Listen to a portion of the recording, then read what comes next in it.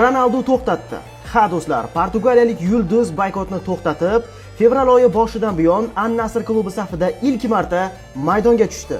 U qishki transferlar oynasining so'nggi kunlarida Karim Benzema Al Ittihaddan Al Hilolga o'tayotgani tufayli mahalliy futbol amaldorlarining grand klublarga noteng munosabati, shuningdek klubning ayrim xodimlariga maosh berilmayotganiga norozilik sifatida jamoasining o'yinlarida qatnashishdan bosh tortgan edi. Jamoa muxlislari esa undan xafa emasligini ko'rsatib, Al-Fotihga qarshi o'yindan oldingi chigal yozda mashg'ulotlari chog'ida uni qo'llab-quvvatlashdi.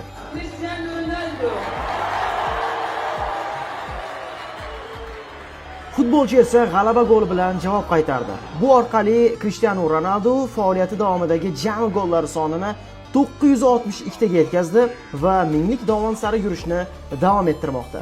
Qolaversa, Saudiya chempionatida 18 ta gol bilan to'purarlar poygasida qatnashmoqda. Cristiano An-Nasrda 4-mavsumini o'tkazmoqda.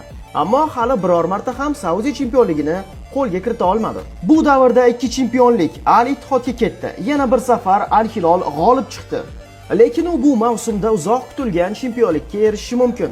Sababi mavsum yakuniga 13 tur qolganida An-Nasr ayni vaqtda 2-o'rinda bormoqda va peshqadam Al Hilolni 1 ochkolik farq bilan ta'qib etmoqda.